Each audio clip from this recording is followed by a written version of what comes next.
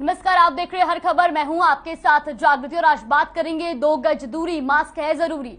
देश में कोरोना फिर से सक्रिय होता नजर आ रहा है, जिसके चलते एक दिन में 2927 कोरोना के नए मामले सामने आए हैं और कोरोना के चलते 32 लोगों की मौत हो गई, जबकि 2252 लोग कोरोना से ठीक हुए, जिसके बाद देश में कोरोना का रिकवरी रेट 98.75% हो गया है। अगर बात करें कोरोना के एक्टिव केसों की, तो देश में फिलहाल कोरोना के 16,269 केस एक्टिव है। तो फिर से एक बार देश में कोरोना पैर पसारता नजर आ रहा है। लगातार कोरोना के मामलों में इजाफा देखा जा रहा है। आपको बता दें कि आए दिन कोरोना के 2000 से ज्यादा नए मामले सामने आ रहे हैं। ऐसे में बीते 24 घंटे में देश में 2927 कोरोना के नए संक्रमितों की पुष्टि हुई और कोरोना के चलते 32 लोगों की मौत हो गई है, जबकि 2252 लोगों ने कोरोना को मात दिया और जिसके बाद देश में कोरोना का रिकवरी रेट भी 98.75% हो गया है। अगर बात करें कोरोना के एक्टिव केसों की, तो फिलहाल देश में कोरोना के 16,279 केस एक्टिव है। तो लगातार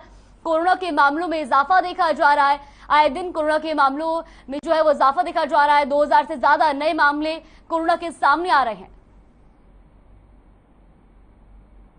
तो ये बात कर लेते हैं प्रदेश की। हरियाणा में भी कोरोना के मामलों में अब तेजी देखने को मिल रही है, जिसके चलते प्रदेश में एक दिन में कोरोना के 517 नए मामले सामने आए हैं, जबकि एक दिन में प्रदेश में कोरोना के चलते किसी भी व्यक्ति की मौत नहीं हुई और 385 लोगों ने कोरोना को मात दी है, जिसके चलते कोरोना का रिकवरी रेट भी 98.73% पहुंच गया है। वहीं गुरुग्राम में एक बार फिर से कोरोना विस्फोट हुआ है। पिछले 24 घंटे में अकेले गुरुग्राम में 409 नए पॉजिटिव मामले सामने आए हैं, जबकि फरीदाबाद में 73 नए संक्रमित मिले हैं। इसके अलावा सोनीपत में 14, रोहतक में 7, पंचकुला में 2, तो करनाल में भी 2 संक्रमितों की पुष्टि हुई है। तो लगातार प्रदेश में भी अब कोरोना पैर पसारता नजर आ रहा है। 24 घंटे में प्रदेश में कोरोना के 517 नए संक्रमितों की पुष्टि हुई है। इसी के साथ 385 लोगों ने कोरोना को मात भी दी है।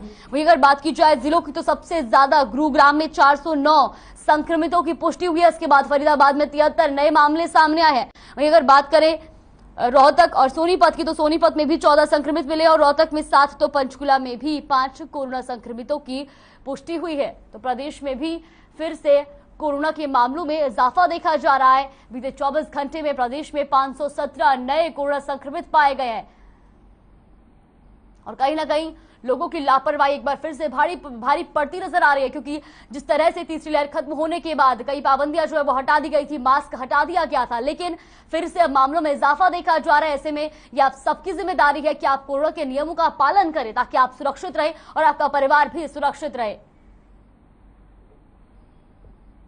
कोरोना के मामले एक बार फिर बढ़ रहे हैं। संक्रमण बच्चों में भी देखा जा रहा है। दिल्ली, नोएडा और गाजियाबाद के कई स्कूलों को बंद कर दिया गया है। इस बीच भारत की औषधि महानियंत्रक यानी DCGI ने बच्चों के लिए वैक्सीन को मंजूरी दे दी है। 5 से 12 साल के बच्चों के लिए कॉर्बेवैक्स की मंजूरी दे दी है और 6 से 12 साल तक के बच्चों के लिए कोवैक्सीन को इमरजेंसी यूज की मंजूरी दे दी है। इसके अलावा 12 साल से अधिक की उम्र के बच्चों के लिए ज़ाइकोवी-डी वैक्सीन को भी इमरजेंसी यूज की मंजूरी दी गई है। तो बच्चों में भी अब कहीं ना कहीं संक्रमण दर जो है वो बढ़ता जा रहा है। बीते दिनों कई स्कूल के बच्चों भी जो है वो कोरोना संक्रमित पाए गए हैं। ऐसे में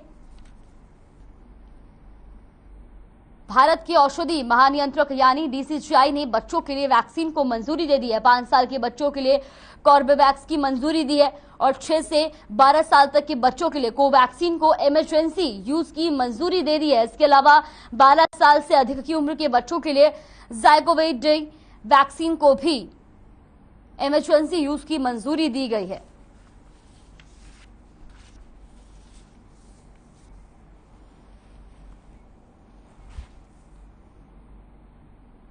और इसी खबर पर हमारे सहयोगी माफ कीजिएगा, इसी खबर पर ज्यादा जानकारी के लिए गुरुग्राम से ब्यूरो चीफ प्रवीण शर्मा हमारे साथ जुड़ गए हैं। प्रवीण जी, जिस तरीके से लगातार मामलों में इजाफा देखा जा रहा है, कहीं ना कहीं चौथी लहर का संकेत है।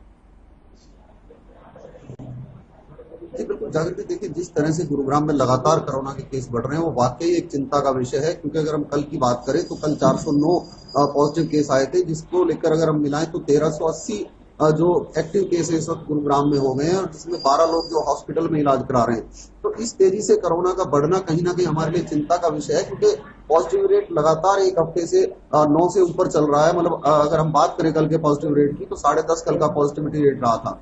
तो ये कहीं ना कहीं चिंता का विषय है और हमें चाहिए कि हम सावधानी बरतते हुए इस बीमारी का मुकाबला करें, क्योंकि जिस तेजी से ये बढ़ रहा है तब वो दिन दूर नहीं है जब ये बहुत विकराल रूप ले सकता है। अभी से सावधानी ना ली गई तो हमें इसका खामियाजा आगे भुगतना पड़ सकता है। हालांकि प्रशासन की ओर से मास्क को जरूरी कर दिया गया है, 2 गज की दूरी का नियम लागू किया गया है। उसके अलावा मास्क ना पहनने वालों के चालान भी प्रशासन की ओर से काटे जाएंगे। इसके अलावा जो वैक्सीन है, वैक्सीन की जो स्पीड है उसको बढ़ा दिया गया है जिला प्रशासन की ओर से। लगभग 65 से ज्यादा केंद्रों पर सभी लोगों को वैक्सीन लगाई जा रही है, जिसमें बूस्टर डोज पर भी खासा ध्यान दिया जा रहा है कि जिन लोगों को दोनों वैक्सीन लग चुकी है वो बूस्टर डोज जरूर लगवाए ताकि इस महामारी से बच सके। इसके बावजूद कहीं ना कहीं लोग लापरवाह नजर आ रहे हैं, क्योंकि बहुत से लोग तो ऐसे भी आते हैं जिन्होंने अभी तक अपना पहला वैक्सीन भी नहीं लगवाया है।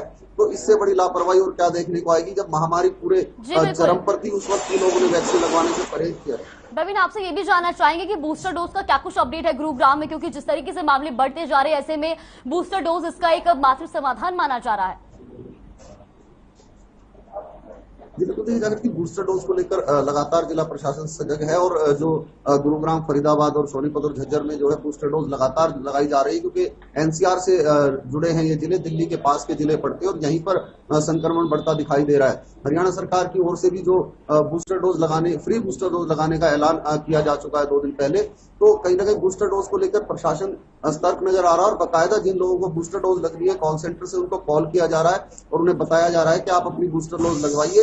इसके अलावा जो गंभीर बीमारी से पीड़ित मरीज हैं, जिनको पहले से कोई बीमारी है, इस बात पर भी जोर दिया जा रहा है कि पहले उनको बूस्टर डोज लगाई जाए ताकि वो इस कोरोना जैसी महामारी की चपेट में ना आ पाए। तो बूस्टर डोज को लेकर लगातार स्वास्थ्य विभाग सतर्क है, लेकिन हाँ कहीं ना कहीं लोगों में जागरूकता की कमी जरूर है कि लोग कहीं ना कहीं अवॉइड करते हैं वैक्सीन को लगवाना।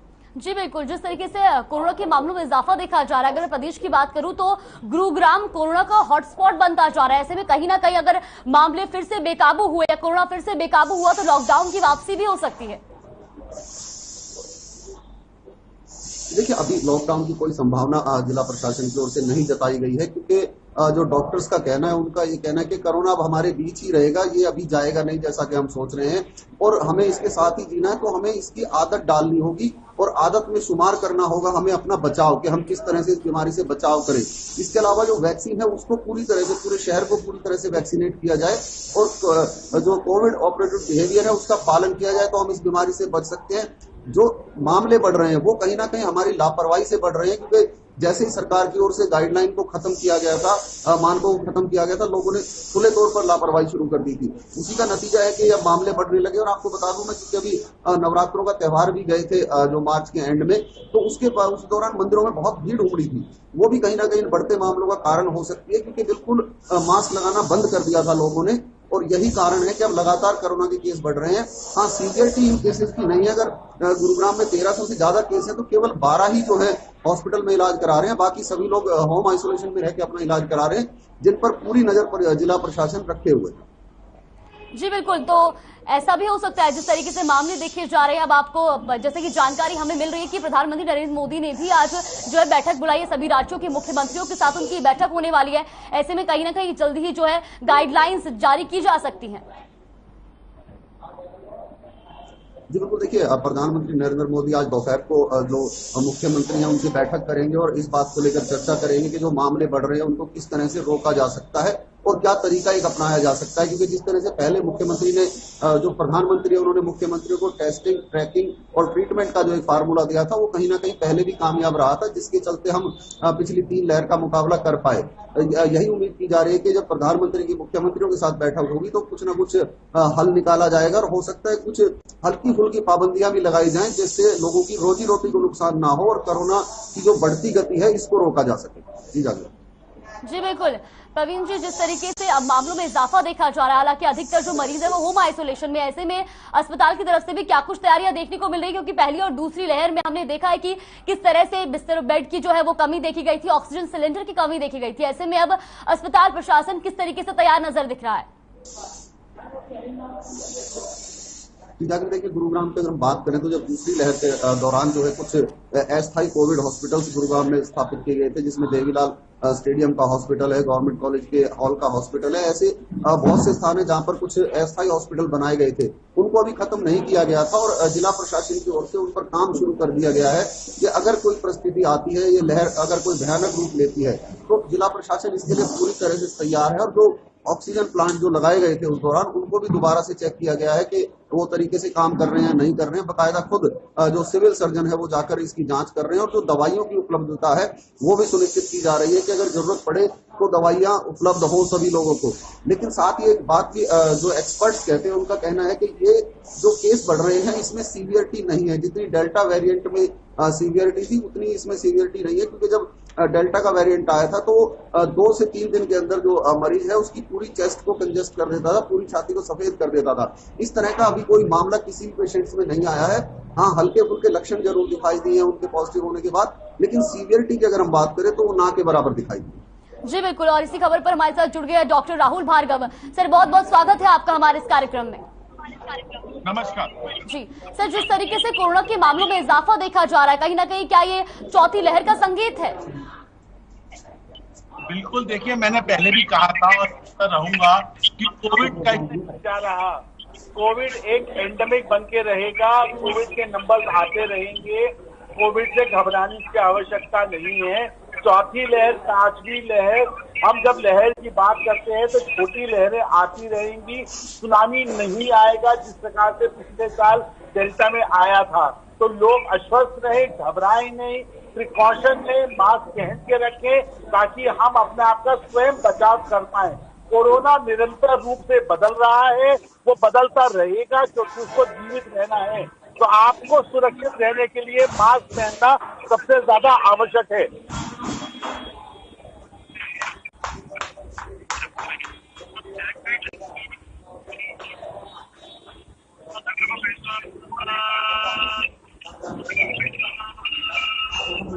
लाजपत, आप तक मेरी आवाज पहुंच रही हो तो आपसे सबसे पहले मैं यही जानना चाहूंगी, जिस तरीके से अब प्रदेश में भी कोरोना के मामलों में इजाफा देखा जा रहा है, ऐसे में सोनीपत में क्या कुछ स्थिति बनी हुई है, लोग किस तरह से जागरूक नजर आ रहे हैं? बिल्कुल जागृति, देखिए आपको बता दूं कि जिला सोनीपत एक ऐसा आसपास का एरिया है जो यूपी और दिल्ली और हरियाणा तीनों स्टेट यहाँ पर जुड़ती हैं और उसको लेकर कहीं ना कहीं जो शासन और प्रशासन है, जो कोरोना योद्धा हैं, उनके सामने काफी बड़ी चुनौती है और लगातार चुनौती देखने को भी मिलती है, क्योंकि 3 बार जो देश को लॉकडाउन करना पड़ा वो लोगों की लापरवाही की वजह से है। और जैसे जागृति, आज जो है काफी बड़ी बैठक है, जो देश के प्रधानमंत्री जो मुख्यमंत्रियों के साथ जो बैठक कर रहे हैं, कोई बड़ा निर्णय लिया जा सकता है, क्योंकि लगातार जैसे जैसे कोरोना अपने पैर पसार रहा है वैसे वैसे लोगों की लापरवाही सामने दिखाई दे रही है। लगातार भीड़ ऐसे ही उमड़ती है और आपको बता दें कि जिला सोनीपत में पूरा एक भारत नहीं, देश विदेश से बच्चे शिक्षा प्राप्त करने के लिए सोनीपत में हैं। और ऐसे में अगर कोरोना जैसी महामारी अपने पैर पसार रही है और सरकार और प्रशासन को ठोस कदम उठाने हुए तो काफी बड़ी समस्या आ सकती है। इससे पहले गाइडलाइंस का ध्यान देना होगा और लोगों की लापरवाही का ध्यान देना होगा, क्योंकि हमने वो समय देखा था जो लॉकडाउन हुआ था तो पूरा हरियाणा क्या, यूपी क्या, बिहार क्या, राजस्थान क्या, जितने भी लोग थे वो लोग लापरवाह दिखाई दे रहे थे, क्योंकि यूपी के नजदीक जो जुड़ता है और यहाँ पर जो लगातार लोगों की जुड़ी वो का और ऐसे में कहीं ना कहीं सबसे पहले जो है शिक्षा का गला घोटा जाता है। 2 साल से जो बच्चों की शिक्षा नहीं हुई थी, प्रभावित हुए थे बच्चे। अगर लॉकडाउन की स्थिति बनी तो कहीं ना कहीं खुद लोगों की लापरवाही है और लोगों का लापरवाही का वजह से कहीं ना कहीं सरकार और प्रशासन को ठोस कदम उठाने हुए एक जागृति, एक ऐसा भी समय देखा था कि जीना था जरूरी, तो ऑक्सीजन की सबसे ज्यादा जरूरत पड़ी थी, ऑक्सीजन लोगों को नहीं मिली थी। कोरोना योद्धा सबसे बड़े जो है डॉक्टर की टीम जो है वो अपनी जान को जोखिम में देकर लोगों की जान बताते हैं, उनको पहले सलूट है।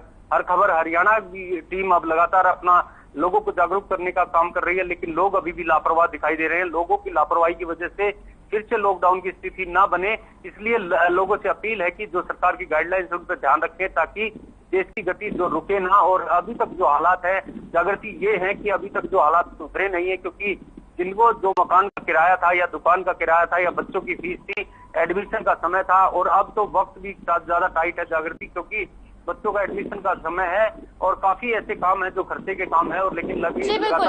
लाजपत आपके पास वापस लौटूंगी। राहुल जी आपसे जानना चाहेंगे, जिस तरीके से अब देश में भी कोरोना के नए वेरिएंट के मामले सामने आने शुरू हो गए, ऐसे में बच्चों के लिए नया वेरिएंट कितना खतरनाक है? देखिए बिल्कुल आपने अच्छी बात कही। बच्चे क्योंकि वैक्सीनेटेड नहीं है इसलिए आपको लगता है कि ये खतरनाक हो सकता है, और अभी तक का जो डेटा है बच्चों में भले ही कोविड हुआ है बट वो खतरनाक नहीं है। मैं आपके श्रोताओं को 3 चीजें समझाना चाहूंगा। कोविड होना, कोविड से सीरियस सिम्टम होना, सीरियस सिम्टम से अस्पताल जाके मृत्यु होना, ये 3 चीजें अलग अलग हैं। आप देखिए कोविड हो सकता है बट अभी जब तक वैक्सीनेटेड बच्चे हैं जो 15 से 18 साल वाले हैं, और कल जैसे सरकार की गाइडलाइन आई है कि आपको 5 साल से ऊपर के बच्चों को भी वैक्सीनेशन स्टार्ट हो चुका है, और हमारा देश विश्व में ऐसा देश है के पास 3 वैक्सीन है जिसको आप बच्चों में लगा सकते हैं। तो बच्चों में कोविड हो सकता है, वो गंभीर नहीं है, वैक्सीनेटेड हो या अनवैक्सीनेटेड हो। अनवैक्सीनेटेड को वैक्सीनेटेड करवाइए, और वैक्सीनेशन के बाद तो और भी खतरा कम हो जाता है। तो जितने भी अभिभावक हैं और जितने भी आपके दर्शक हैं, मैं हाथ जोड़ के निवेदन करूंगा और बार बार ये कहूंगा कि अगर आप वैक्सीनेटेड हैं तो घबराने की बहुत ज्यादा आवश्यकता नहीं है, क्योंकि इतने दिन में पिछले 2 हफ्ते से कोविड के केसेस बढ़ रहे हैं बट हॉस्पिटलाइजेशन नहीं बढ़ा है, और अपने को बूस्टर डोज बढ़ चढ़ के लगवाने की आवश्यकता है ताकि हम प्रोटेक्टेड रहे कोविड से। आगे चल के ऐसा ही होगा कि हम लोग कोविड से लड़ते रहेंगे, कोविड यही रहेगा, हर साल हम कोविड का टीका लगवाएंगे। जी बिल्कुल। प्रवीण जी आपसे जानना चाहूंगी, जिस तरीके से लगातार आप ग्राउंड जीरो से हम तक खबरें पहुंचाते हैं, ऐसे में जिस तरीके से अब मामलों में इजाफा देखा जा रहा है, तो क्या लगता है कि अब पाबंदियों वाले दिन वापस हो सकते हैं? बिल्कुल। देखिए जिस तरह से मामले बढ़ रहे हैं, अगर लोगों ने लापरवाही ना छोड़ी तो सरकार को कहीं ना कहीं खुद लोगों को बचाने के लिए कुछ सख्त कदम उठाने पड़ सकते हैं। लेकिन फिलहाल अगर हम बात करें तो सख्ती के जो आदेश दिए गए हैं वो मास्क को लेकर किए गए कि मास्क जो है लोग लगाए, और उसके अगर कोई मास्क नहीं लगाता है तो उसका 500 रुपए का चालान किया जाएगा। ऐसे आदेश गुरुग्राम के डीसी निशांत यादव की तरफ से किए गए। इसके अलावा जो टेस्टिंग है उस पर जोर दिया जा रहा है। जिला प्रशासन की ओर से अब टेस्टिंग पर लगातार ध्यान दिया जा रहा है, और आने वाले दिनों में जो है टेस्ट की संख्या बढ़ाई जाएगी। टेस्ट की संख्या 5000 से ज्यादा की जाने की उम्मीद है। इससे ही जो है इस बीमारी को रोका जा सकता है, क्योंकि जो टेस्टिंग और ट्रैकिंग है वही एकमात्र तरीका है जिससे कि बीमारी को रोका जा सकता है आगे बढ़ने से। क्योंकि जितनी ज्यादा टेस्टिंग होगी और जितने संक्रमित पाए जाएंगे उनको आइसोलेट करके उनका इलाज किया जाएगा, तो बाहर वो किसी और को इन्फेक्टेड नहीं कर पाएंगे। और यही प्रशासन की अपील भी है कि यदि आपको लक्षण दिखाई देते हैं तो आप अपना टेस्ट कराएं, और जब तक टेस्ट की रिपोर्ट ना आ जाए आप खुद को आइसोलेट रखें। यदि नेगेटिव आपकी रिपोर्ट आती है तो आप बाहर घूम सकते हैं, और यदि पॉजिटिव आपकी रिपोर्ट आती है तो आपको अपना घर पर रहकर इलाज लेना चाहिए। तो यही एक तरीका है इस महामारी से लड़ने का, क्योंकि जो पाबंदियां जब अगर लगती है तो बहुत नुकसान लोगों को होता है, सरकार को भी इसका नुकसान झेलना पड़ता है, और कहीं ना कहीं हालात खतरनाक बन जाते हैं। तो यही एक लगातार हम लोगों से अपील करेंगे कि हम खुद को सावधान रखें, अपने आसपास सावधानी बरतें, और लोगों को हम टोकें कि आप मास्क का प्रयोग करें, क्योंकि मास्क के प्रयोग से ही ये बीमारी रुक सकती है। जैसा कि अभी डॉक्टर साहब भी बता रहे थे कि मास्क ही एकमात्र विकल्प है इस बीमारी को रोकने का, और वैक्सीन ही एकमात्र विकल्प है जो इस कोरोना की लड़ाई में काम आ सकती है। जी बिल्कुल। राहुल जी आपसे जानना चाहूंगे, जिस तरीके से 85% से ज्यादा वैक्सीनेशन भारत में हो चुका है, उसके बावजूद भी कई लोग जो है वो संक्रमित पाए जा रहे हैं, तो अब कितना प्रभावशाली होगी ये बूस्टर डोज? देखिए बिल्कुल बिल्कुल बहुत अच्छा सवाल है, और लोगों के मन में भी ये, जहन में भी ये सवाल है कि क्या मैं वैक्सीन लगाने के बाद मुझे कोरोना नहीं होगा? नहीं दोस्तों, कोरोना हो सकता है। वैक्सीन लगाने के बाद भी कोरोना हो सकता है। मुझे 2 बार कोरोना हुआ है। बट वैक्सीन क्या करती है? वैक्सीन ये करती है कि आपको अस्पताल लेके नहीं जाती। वैक्सीन क्या करती है? आपको मौत के चुंगल से, कोविड से बचाती है।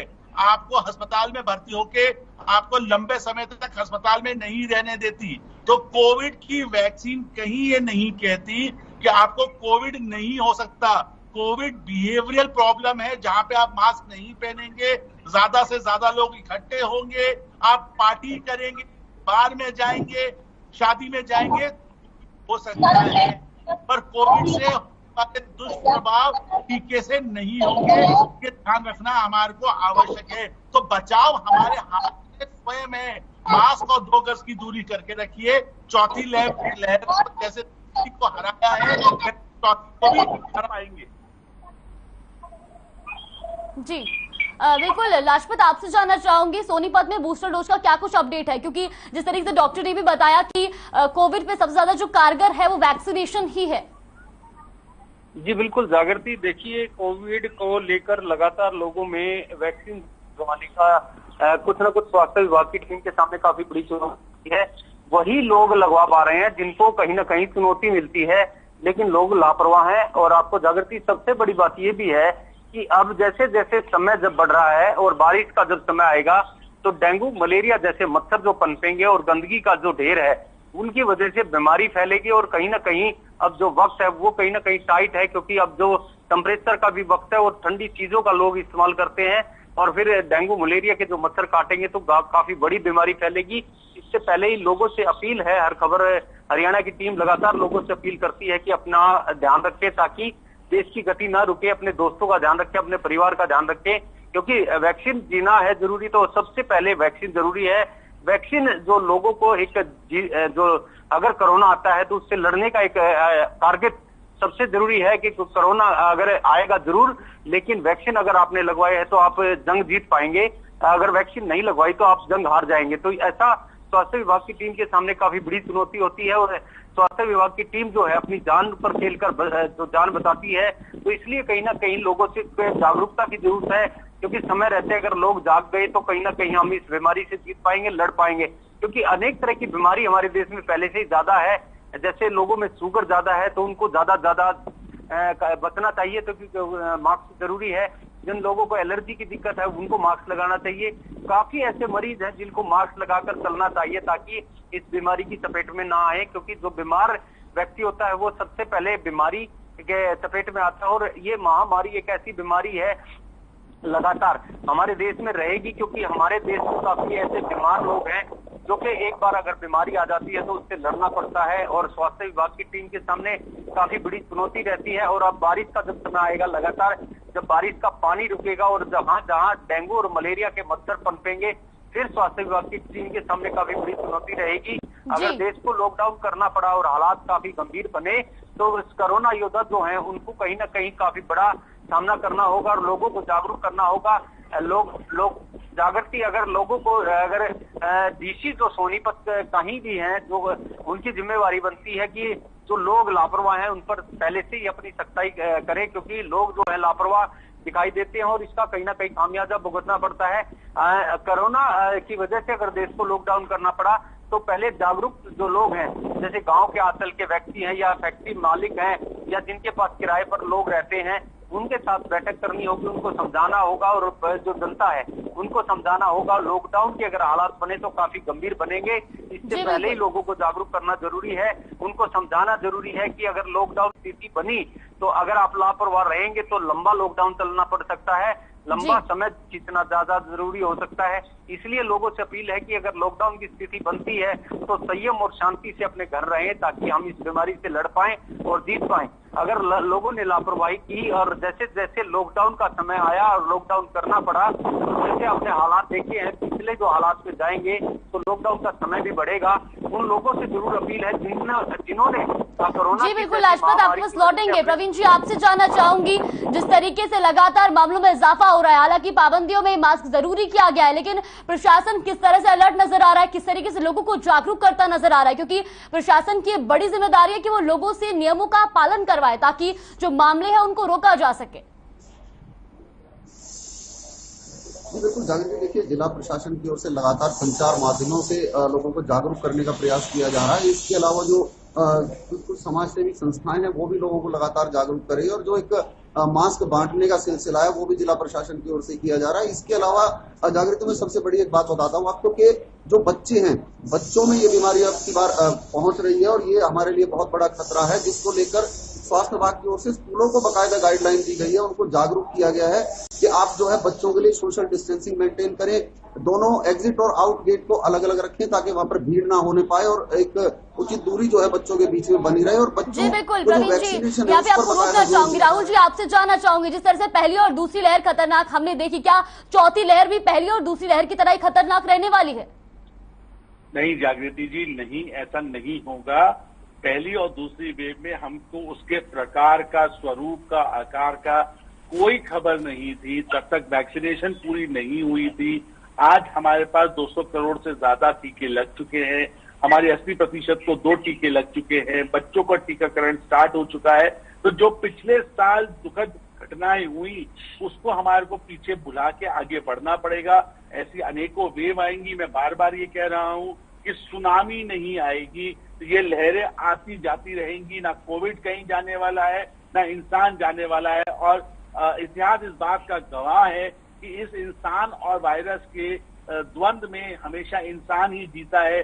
भले साल, 2 साल, 3 साल हो, पर जीता इंसान ही है। वो स्मॉल पॉक्स हो, वो इबोला हो या वो पोलियो हो, इंसान ने अपनी विजय पाई है और परचम का ध्वज लहराया है। तो लोगों को घबराना नहीं है, अपने आप को मॉडिफाई करना है वायरस के प्रारूप के साथ में। आपके प्रहरी साइंटिस्ट खड़े हैं आपको बचाने के लिए, और मीडिया इतना अच्छी खबरें चला रहा है लोगों को नॉलेजेबल बनाने के लिए। तो मुझे लग रहा है इस समय 75 साल की आजादी के बाद देश में एक पॉजिटिविटी का रूप है। जो हम पिछले साल परेशानियों से गुजरे हैं उसको पीछे रखते हुए हमें पॉजिटिव रहना है, नॉलेजेबल बनना है, और लोग अवेयर हैं। लोगों को बस बार बार बात पे ये बताना आवश्यक है कि कब खतरा है और कब खतरा नहीं है। क्योंकि आप अपने जनमानस के हिसाब से देखिए कि जान और जहान की जंग में अगर वो काम नहीं करेंगे तो जान तो रह जाएगी, जहान चला जाएगा। अगर जहान लेने जाएंगे तो जान चली जाएगी। तो उनको दोनों को बैलेंस करना आवश्यक है। तो मेरा निवेदन लोगों से यही रहेगा कि मास्क पहन के रखिए, 2 गज की दूरी रखिए, टीकाकरण कराइए, बाकी आप बिल्कुल सेफ रहेंगे। चौथी वेव भी कोरोना की आती और जाती चली जाएगी। 2024 में ऐसी अनेकों लहर आएंगी और जाएंगी, बट अपन वही साथ में सब साथ चलते रहेंगे। जी बिल्कुल राहुल जी, यहाँ पर आपको रोकना चाहूंगी, समय के अभाव को देखते हुए यहाँ पे आपको रोकना चाहूंगी। आपका बहुत बहुत धन्यवाद हमारे साथ जुड़ने के लिए और तमाम जानकारी हम तक साझा करने के लिए। सो लाजपत आपका भी बहुत बहुत शुक्रिया, और प्रवीण जी आपका भी बहुत बहुत शुक्रिया हमारे साथ जुड़ने के लिए और तमाम जानकारी हम तक पहुंचाने के लिए। जिस तरीके से देश और प्रदेश में कोरोना के मामलों में इजाफा देखा जा रहा है, ऐसे में ये आपके लिए बेहद जरूरी है कि आप मास्क लगाए और सोशल डिस्टेंसिंग का पालन करें। फिलहाल के लिए हमारे इस खास कार्यक्रम में बस इतना ही। मुझे दीजिए इजाजत, नमस्कार।